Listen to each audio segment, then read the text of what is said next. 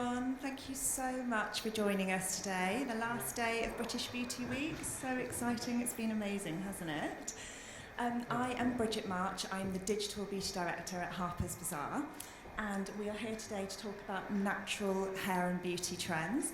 I'm joined by three wonderful women who are all experts in beauty trends and tech. I'd love you all to introduce yourself, you should probably do a better job than I will, and tell us a little bit about what you love about the industry.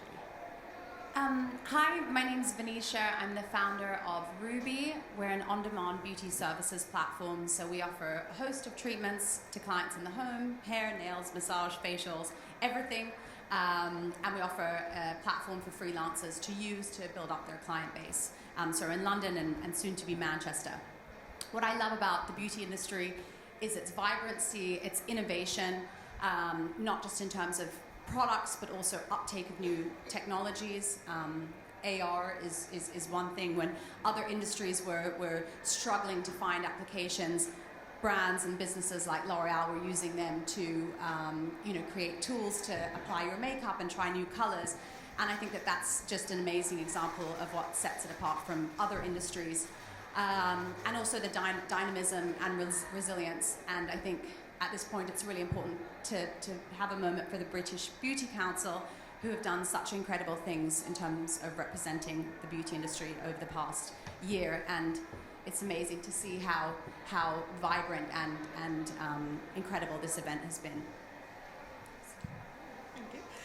Hi, I'm Charlotte Rudd. I am a SEO team leader for Foundation Agency.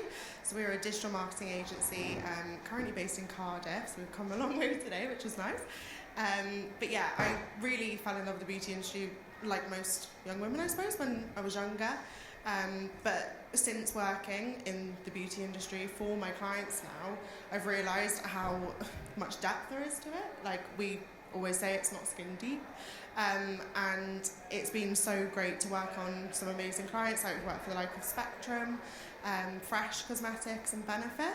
And what we really do for them is just get a load of insight. So it's great because, kind of as you said, really, it's constantly changing, the beauty industry, which is the one thing that I love, and finding out the trends and whether it's going to be a trend or a fad is also very exciting every day. It's been a love of mine for a while and is continuing to be my passion at Foundation. Hi, I'm Marion Newman, and I do nails. That's it, really. I've been in the nails industry for way over 30 years. It wasn't a plan of mine. It wasn't something that in school I thought, I know what I'm going to do. I'm going to do nails. I went into science first, and then discovered nails after I'd had 3 children. So I'm an author. I've written 7 textbooks, and I've also this year launched an online education program, which is all animated. So, talking about tech, I think it's quite high tech from an education point of view. And for the last 20-something years, I've mostly worked in sessions. So I do advertising, editorials, music videos, and lots of fashion shows. And Bridget knows me from backstage because it's great when you're absolutely hectic with all of those models and people screaming, and then you suddenly turn around and you see this lovely group of beauty journalists that are standing there smiling. Oh, thank goodness you're here. So I'm on the advisory board of the British Beauty Council since the beginning, and I've recently been the founder and I'm the chair of a brand new sort of membership association called the Federation of Nail Professionals. And this is something that I'm really passionate about, because the nail industry, as was recognised in many of the task force meetings last year, that the nail industry is underrepresented. And so it's Millie's fault, who's standing at the back, said to me, come on, get your finger out and just do it. So I was like, all right then. And so we did. We've launched, and it's Federation of Nail Professionals, so keep a lookout for it, because we do want to engage with the consumer as well. And just to finish up on that, why do I love this industry so much? Well, I think it's just the passion and the absolute dedication and how quickly it actually moves. There isn't that many things new in the world, but the beauty industry does seem to keep finding new things and new ways to show people how to do stuff. So It's just the passion, and I think the beauty industry in general, and particularly the nail sector, has got a great future. We've had bad 18 months, but we've got a future, and I think the future's looking good. Absolutely. Thank you all so much for being here. So, of course, today we're talking about trends and in particular natural hair and beauty. Now, I associate this with a number of things, so I thought I'd share what I kind of think of when I think of natural hair and beauty, and then we'd like to talk through, share what you think of. So, firstly, there's obviously a huge increasing interest in natural products and ingredients, and then, of course, marketing buzzwords such as clean beauty. There's also the passing of this kind of pursuit of perfection, kind of influenced by Instagram makeup, social media filters, and kind of overly done procedures that seems to sort of feel a little bit passé now. There's, of course, the inclusivity movement that social media has helped amplify, really championing diversity and individuality. Of course, the natural hair movement intended to normalise all textures for those with African heritage. And the move towards embracing one's own natural colour, which was amplified by lockdown, with a lot of people kind of embracing their natural grey, or kind of going through an evolution of that. And, of course, healthy living aspirations. So at the moment, beauty and wellness are so kind of interlinked, and we all use our beauty rituals to help kind of manage our mood now. All while our kind of fast-paced lifestyle is seeing us kind of increasingly disconnected from nature. So we're trying to kind of weave connections back to nature in sort of tactile ways, I think one of which being natural beauty. So those are my thoughts. What do you think, Venetia? I think that the pandemic has been really interesting, and it's really sort of served to highlight this natural beauty movement. You know, at the beginning of the first lockdown, the hashtag was trending, quarantine curls. People were letting their greys come out, you know, or doing more of their own at-home beauty. At the same time, people were spending so much more time online. So I think over 50% of people in the US use Instagram. And as we know, there are many a filter on Instagram. Then you've got your Facetunes, etc. So I think that there is this sort of polarization between natural beauty and you know, some people are going, you know, full flow into, you know, into that. But then you've got another sort of demographic who are sort of looking for the opposite, and there is such a wide disparity between their true self and what I call the digital self. And we're seeing this play out in social media. And social media, I mean, there are these tribes, and that doesn't just go for beauty as well. So I think that both of them will only grow, and it'll be really interesting to see how it starts to take shape. And I think we've got to look at Gen Z and see, you know, how they adopt, you know, how they sort of continually adopt the whole filter world, or if there's more of a shift towards the natural beauty side of things. So it'll be an interesting thing to watch. Charlotte, what do you think? Yeah, so similarly what we've been looking at is the data, so how many people are searching for terms such as Instagram filters, etc. And I would definitely agree. I would have assumed that since lockdown, people would have been, I suppose, toning down on the makeup, doing the hair, etc. But what we're actually seeing is a lot more people searching for it. So a lot more people are interested and wanting to be using kind of filters and essentially Googling how to use them, which ones to use and which ones are going to be the best. I mean, in terms of clean beauty, I personally would have a lot to say on this. Not from a beauty expert, but from a digital marketing perspective. Clean beauty, specifically in lockdown, was massive, and for a lot of people, brands were using it as a scaremongering tactic, essentially. So they were using it to say how where things aren't clean is because they've got, like, say, for example, like acids in them, etc. Whereas it's not necessarily about that. What consumers want to see is what the ingredients are and how they will benefit you. So from my perspective, with natural beauty, you want something that's going to do your skin good or your hair good or any other part of your body that you're putting it on, but you do not want things in there that are going to cause you harm. And especially with the natural, I think comes along sustainability within that as well. So that's a huge area that we've been seeing massive uplift in. And that definitely is going to continue to rise. But again, it does kind of span across the different generations. So it's kind of hard to pinpoint exactly where it is going in terms of the data, but from our perspective, definitely skincare is massively up. And yeah, as I said, sustainability and kind of being more ethical and making more conscious decisions. Marion, what do you think? Well, yeah, I mean, natural beauty as far as my sector, which is nails, and that's what I concentrate on. I think there has been a really good movement towards creating healthier nails. But there's also been, and the last 18 months has sort of have proved this as well, there's also been a movement in the other direction, unfortunately. And we do have, in this sector, we do have a bit of an allergy situation. And this has actually been made worse during lockdown because so many people have been doing their nails at home, but instead of using, fairly simple, very inoffensive nail polish, they've been using products that should really only be in the hands of the professionals, and many have caused allergies. Now, I really, really hope that this situation is going to start getting better. There is an ingredient that actually this month is now banned from UV gel polishes that are on retail shelves. So that is a really, really good step in the right direction. But I've seen, because it started back in June and it is now, it's illegal from September, everything's going online. And I think, this is the trouble. Things, where you can buy from a reputable retailer, and, that maybe they'll give you really good advice. You buy from a reputable online store, they give you very good advice. Unfortunately, there is too much going on the internet where you're not getting good advice.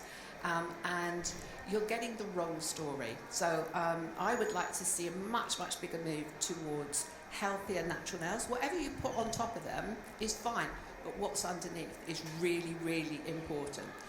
The natural nails should be much, much healthier. And as for the clean beauty, I'm afraid I spend quite a lot of my time myth busting, because I think in the nail sector there's an awful lot of marketing spins.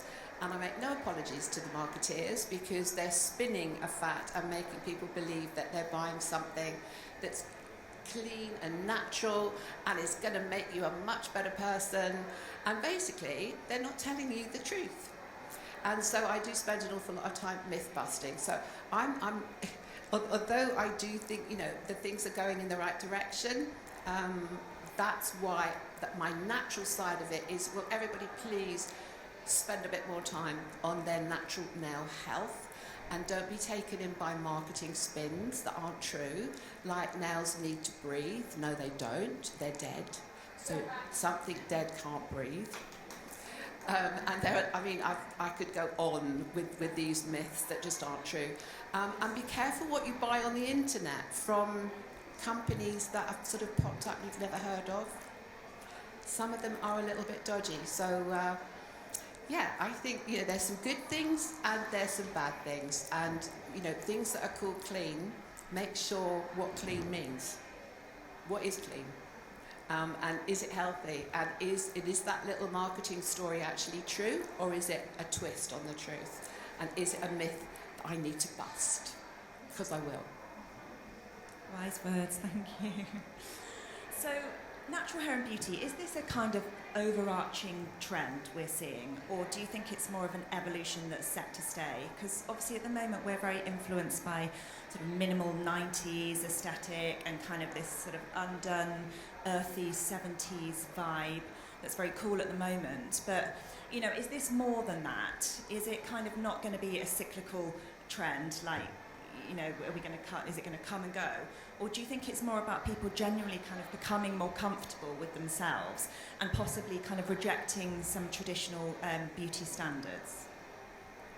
I think so. I think it is here to stay, and I think it's a reaction to this polarization on social with all the filters and all of those things that I was talking about, all these very exaggerated makeup looks, and people are just trying to respond in kind. And in fact, what we're seeing it at Ruby with what people are booking, there's less sort of hair and makeup and a lot more wellness-focused treatments. When people are booking makeup, they're looking for more understated looks. So we're seeing that now, but sort of as a general rule, I think it is here to stay. And again, there are those tribes on social, and you've got this very kind of natural beauty tribe who are showing themselves in entirety. And in fact, one of the interesting things that maybe you would be looking at is what's the ratio. Is it is there a lot of attention being drawn to these like very natural natural photographs, or are there more of the filtered things out there? And I don't know the answer to that, but it'd be interesting to see that, because the data always talks. Yeah, no, definitely. I mean, one thing that we were looking at actually from a tracker article, so they did a bit of research into it, and what they found is that during the pandemic, there was a 324% increase in engagements for body positive content. So from the likes of Lizzo and Winnie Harlow have obviously been massively promoting to be comfortable in your own skin. So that has definitely seen a massive uplift. Contradictory to that, however, we have been seeing a lot of products and services where people are searching for Botox and other kind of means to, I suppose, improve your face, essentially. So again, though, this could be going down the route of moving away from the makeup and wanting to be in your own skin. Microneedling was a massive one as well. So I think people are trying to look after their own skin better before putting makeup on, because I suppose sometimes we are just covering the imperfections or what we don't like about ourselves. So yeah, I think definitely from the way that the data is speaking, I hope that skincare and wellness and doing it for yourself and body positivity is here to stay, because I think that's what we all want at the end of the day. So I think it's lovely that that has come in, and COVID has massively made us do that, I suppose, and really reflect on how we're feeling in terms of that. But yeah, it's really interesting to see kind of how it's moving. But it is difficult as well with data, because, as you said, it's so hard to predict. And we can't tell whether this is going to tail off or if it is going to continue. Well, I've been around long enough to see many cycles in all of these things. In this industry, 30 plus years. So that's a lot of cycles, because I'd say the cycle is around about 5 years or so. So I've seen the cycles come and go, and there isn't. I think in my sector, for example, nail art. It comes, it goes, it comes. It's long. It's a statement. It's subtle. It comes and it goes. And I think it will come and go again for that sort of trend, whether long nails, that's a trend, short nails, that's a trend. I think they will keep coming and going. I don't think that is going to stand still for this sector, bearing in mind that for nails, they are in front of your face the whole day, and they're even more in front of your face now with technology, because everyone is on their phone all the time. Now, you might only ever see your thumb, but your thumb has got to look good, and you've got to like that colour that's on it, or that design that is on it. So I think that cycle will keep going, but I think what is going to change is how people buy things, because with the millennials and the Gen Z, they haven't known life without tech. It doesn't exist. I'm a baby boomer, and so the most exciting thing in my house was a house phone and a colour television with 2 channels. And so I think, the sort of baby boomers were really quite resourceful, because there was nothing available. You had to go out and find everything. It didn't land in your inbox, or it didn't land on your smartphone. You had to go and find it. Whereas now, those two groups of people, they haven't known anything else. And I think this is what is going to drastically change. And actually, I've been working with an English company before America, which is actually working with avatars and the metaverse, which is like, for me, understanding how it's done, but I can absolutely see where it's going. And so I am in the process of creating a whole dystopian universe where people view themselves differently and buy products differently. And I think that is somewhere that could definitely work. Well, it could definitely work for fashion. I mean, you might have seen some of the avatars that have come out in fashion now. It could definitely work for beauty, and it could definitely work for nails. So that is already happening, and I think that is going to be the big change. But as for the cycles, I think nails, it's going to keep rolling. That cycle is going to keep turning, and long nails will go and come back. Big nail art will go and come back. It's going to keep going. but it's just going to be sold and viewed in a different way, in my opinion. Do you think the focus on nail health will remain throughout those cycles? I hope so, because there's more and more being made of it now. More and more people are realising that actually if you do bad things or you use bad things on your nails, you're going to get a problem.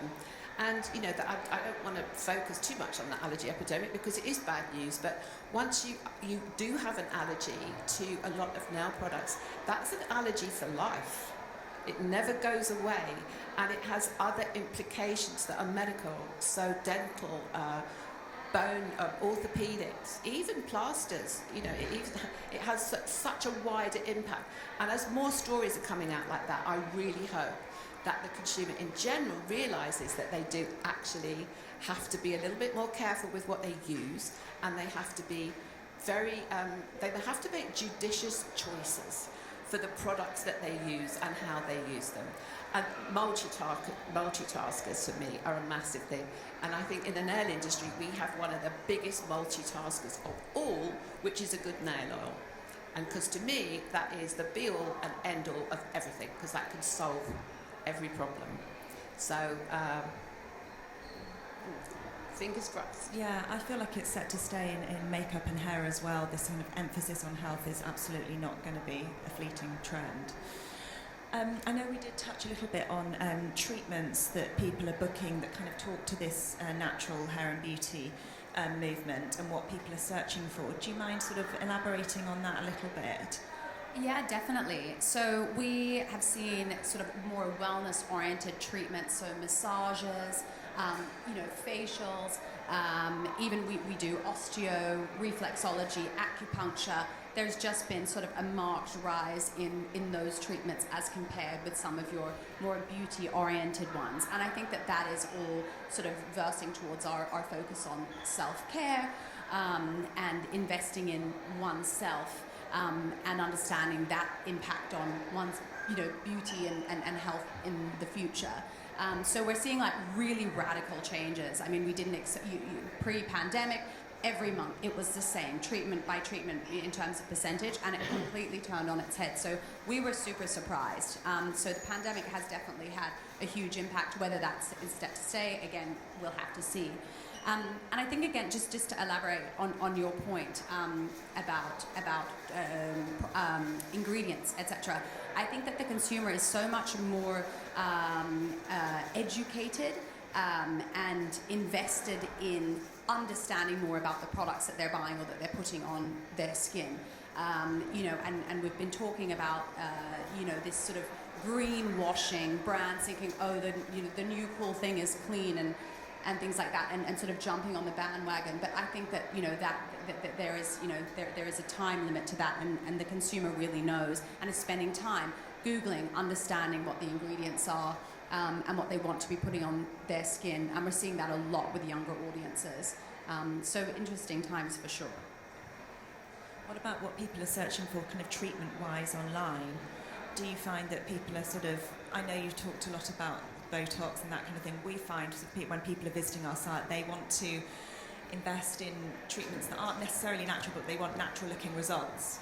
Yeah, I think that is a large amount of it. So like you said, people want to look natural through kind of, I suppose, really any means, which is definitely a better movement, I think. I mean, there's so many people at the moment who are like dissolving lip fillers because they're not, satisfied with that anymore, which again, it's each their own, it's somebody's own skin, it's their body. But it is nice to see that, especially for the younger generations, I mean, I'm 25, so probably a little bit younger than me, for them growing up and seeing everything on Instagram, it's like you have to look a certain way in order to be deemed as pretty or to get likes on Instagram. So it's definitely nice to see that they are moving into the more natural ways. And I mean, I suppose from a parent's perspective, you would rather your daughter or whatever goes and gets those treatments done which are going to be beneficial for the skin. And same like with the nails as well, you'd want them to go somewhere reputable, just to ensure kind of, I suppose, really the health and safety of it. But yeah, no, it's definitely been interesting seeing that shift. I mean, a lot of the stuff as well, on the ingredients based actually, from our perspective working with clients, they had a real struggle to create the in-store experience online. because in store, like you said, you get people will sit there and talk to you about the product for ages. I mean, even just downstairs, like there was lovely people chatting to us and saying about what everything does. But online, you have one sort of page, and it's sometimes difficult to read through those products, read through those descriptions and make sense of it. But as you said, so many people are going out now and they are looking for their own skincare routines, looking at the ingredients specifically. So we need to work out how to essentially tailor that content to them, whether that's through like videos, so that people can watch how to apply, example. So we've definitely seen a massive shift with people wanting to keep those people online. Obviously it's better for them, and it's easier sometimes in business as well. So that's been a massive shift that we've really enjoyed to see from our perspective, obviously, because our clients are mostly online based. But yeah, that's been great from our perspective. Just thinking about nail trends and how everyone's sort of starting to do the old French manicure again at the moment. Is that a 90s throwback, or do you think that it speaks to people kind of wanting a bare nail but like an elevated bare nail, like a, you know, some more polished? I think it's just one of these cycles that's come round again, because there is a bit of a drive towards more natural. Well, natural might be natural looking, doesn't necessarily have to be natural. And you know, the whole baby boomer French, for example, which is the ombre French, which hasn't got the sharp line, but I think the French is definitely back, but it's not a page 3 French. If any of you are old enough to remember what page 3 French means. Probably aren't old enough, but remind us what. Well, it used to be very much an American trend, and so it was very long, very false-looking square nails that are very square with a Tipp-Ex white. So I mean, it is, you know, it is like the sort of the glamour model page 3 French. Well, that has gone. That has definitely gone, thank goodness, because that was just ugly. You know, there was something, you know, in the beauty industry, whatever it might be, there's got to be a certain amount of beauty about it. And that was actually ugly. It didn't make your hands look elegant, didn't make your nails look elegant, it just made you look really, really false. So the French manicure is definitely back, but in a more elegant way, so that a more elegant shape, so it makes your hand look nice, elongates your fingers, and maybe with more of a curve. It's called the smile line, don't know if you know that, but the differentiation between the pink and the white is called the smile line. So a big grin instead of just a little bit of a not smiling very much, which is almost straight across. So yeah, it's definitely coming back, but something that is, I mean, I can see this trend so strongly now, is it's all about the feet. Pedicures are just in, and amazing ranges are in, and the healthy side of it, more podology than cosmetic, is my goodness, it's huge, and there is a new qualification coming out for it. That's interesting. We've been working on that. I work with the qualification standards as well, and we've been working on a suite of advanced qualifications, and it includes pedicures for, you know, a diabetic pedicure, an oncology pedicure, a problem that you don't want to let anyone see type pedicure. So that is definitely coming in, and loads of new ranges are coming out to fit that demand, which I think is great. So the idea of natural, whether we're kind of talking aesthetic, natural, or natural ingredients and products, do you think that it kind of spans generations, or is it, you know, something that's very much kind of coming from the youth up, or the other way around? What are you sort of seeing online, and what are you seeing being booked? I think it is somewhat generational at the moment. So obviously, the sort of quote-unquote baby boomers, this is the audience that really made Botox a thing. And I think there is still a lot of focus on sort of more advanced treatments, whether it be facials like the microneedling, the peels, etc. And then your millennials are much more influenced or focused on understanding different brands, so they're not just going to look at the first one or the first kind of treatment. They shop around and they look at what's best. And I do think with Gen Z there is this focus on clean beauty. I was looking at Millie Bobby Brown. She started a new beauty range, and it's not just about clean, natural beauty. It's also about social and political justice. So, you know, that's really amazing and interesting, and a great way to kind of bring young communities together. So I think that there is there are different attitudes at the moment, but my view is that those will blend over time. I think that it is, almost kind of, very early stages. But I do think natural beauty is here to stay, and I do think older audiences will be much more inclined to use them once it's clear about the efficacy of some of these products. I think that sometimes there's a fear that they're not going to work as well, or they're not going to be as results driven. But you've got some amazing, innovative, natural beauty brands that are proving quite the opposite. Absolutely. And what do you think? Yeah, definitely. I think, as you just said, your last point there, it's definitely something that we are seeing from younger generations. Obviously, we love to shop around, whereas the older generations tend to have their kind of favourites, and they will constantly buy a certain set of products from a certain brand because they absolutely love it and it works, which is great. But the younger audiences definitely are shopping around a lot more. From a data perspective, it's getting increasingly hard to get data on demographics. So when we're talking about like age ranges, for example, especially within our kind of client base, it is becoming hard to get that. So definitely from our perspective, we know kind of the personas that we're targeting, which is great, but there is definitely, more of a shift between younger people wanting to shop around and look for different ones, but also, again, as we said, that kind of informational base on there. Which is interesting, really, from an older generation perspective, because obviously, from my own personal experience, my mum absolutely hates shopping online, but she will look at everything just to make sure that she's kind of doing the right thing, etc. But obviously, from us, from a product perspective, we've got so many options out there now. There's so many places that we can go to look and compare all of these different beauty products. So yeah, it's definitely difficult to obviously judge exactly where the trends are coming from, but from our perspective, the younger generation is probably driving a lot of it, especially like TikTok at the moment as well is driving a massive load of trends that I've seen before I've been on Instagram or kind of any other social media. It's kind of coming out there first, essentially. So that has been very important, especially like with influencers, and as you said, kind of not getting the wrong information across. It's quite important on TikTok because obviously if everybody's following it and everybody just takes someone's guidance, it's a little bit of a scary world out there at the moment, I suppose, with information, but yeah. What's your perspective, Marion? Well, for me, for nails, only nails, is that the age ranges are mixed up. There doesn't seem to be, in the groups, there doesn't seem to be any one trend. And in my opinion, it's more geographical. Because down in the southeast, there's more of low-key nails. This is being very general, and I'm not talking London because London is so cosmopolitan. We've got everything here in London. But, as an area, like the southeast and maybe the southwest, for example, maybe Wales as well, they're more sort of low-key. And then you go north of Watford, and all hell breaks loose. They've got nails out here, they're embellished there, it does seem to be a geographical, very generalising, but it does seem to be more of a geographical thing than an age thing. For nails, I'm only talking about nails. And also, one thing that I found surprising over the last maybe 4 or 5 years, definitely over the last 18 months, is that the Generation X, they're being really, they're trying out all sorts of things.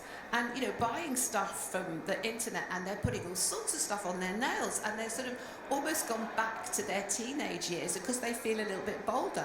And you can be bold with nails, because if you don't like it, you take it off.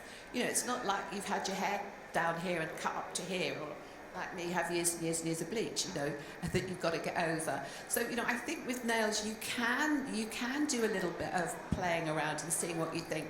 And so I think the sort of age ranges are a bit mixed up. So the Gen X's are getting really outrageous, whereas the Gen Z are sort of, a lot of them are paring it down to do very subtle, very beautiful, gentle nails, whereas their mums and their grandmothers are, they're out for the weekend. Interesting. So let's talk about future trends. What do you kind of see the beauty industry looking like in the next 5 years if you look into your crystal ball? I mean, I'm excited to see, because it kind of constantly surprises me, and there's always a new innovation that you haven't necessarily even spotted. So who knows? But what I'm really excited and interested about is personalization in beauty. So skincare products that are personalized to you, you know, based on a whole host of different things, you know, extracting your blood, you know, to get specific creams, etc.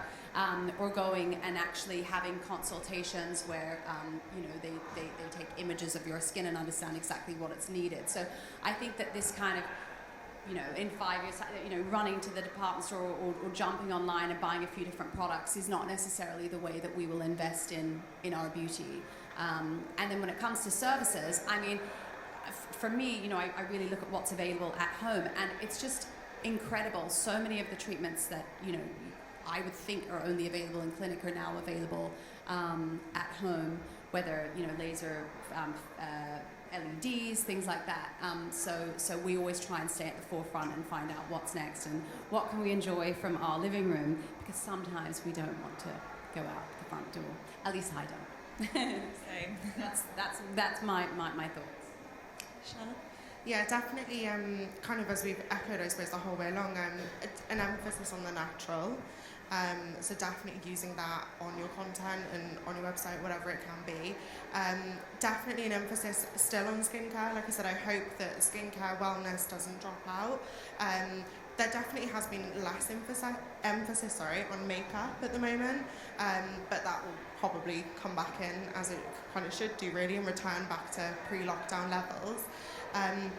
We've definitely seen the sustainability kind of aspect, the ethical aspect, but something as well that we've been really interested in looking at the moment actually is male beauty as well.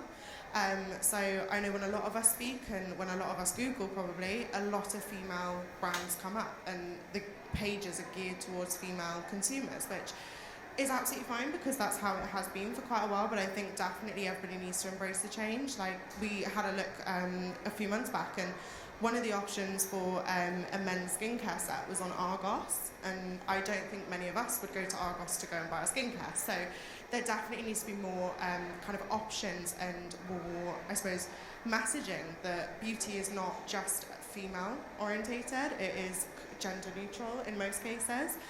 So I think that rise is going to be huge as well, because kind of all the things that we've been seeing is that women have been downing tools but men have been picking them up, which again, it is really interesting, and it's a bit sad in some cases that there isn't anywhere for them, like, to cater for them. So it's definitely something that we will see a kind of continual rise in, I think, especially with the lockdowns, them thinking about their skincare as well as women are doing. So yeah, the male aspect is going to be kind of creeping up. Thank you, Mary. Well, hair, skin and nails has no gender. And I think that's really important to remember. Really. But as for the future, technology. I mean, for me, it's one word. It's technology. How that technology is used, you know, whether it is being really clever in diagnosing skin, whether it is my avatar in a dystopian world, I think it might be. Because I've been working with all these sort of really high-tech people who, when they speak, I haven't got a clue what they're talking about, and they have to do in single words with a diagram. But apparently, what I'm understanding as well is we're, you know, apart from the generations of people, we've got the generations of the web, and apparently we're just going into the third generation of the web, because the first generation was like in the 80s, which is 2D. The second generation, which has come about more recently, is now more 3D. You notice things are getting more 3D, and you know, even I've got one, an Oculus, because I am a gadget freak, and I have to have every gadget, even if I don't understand it.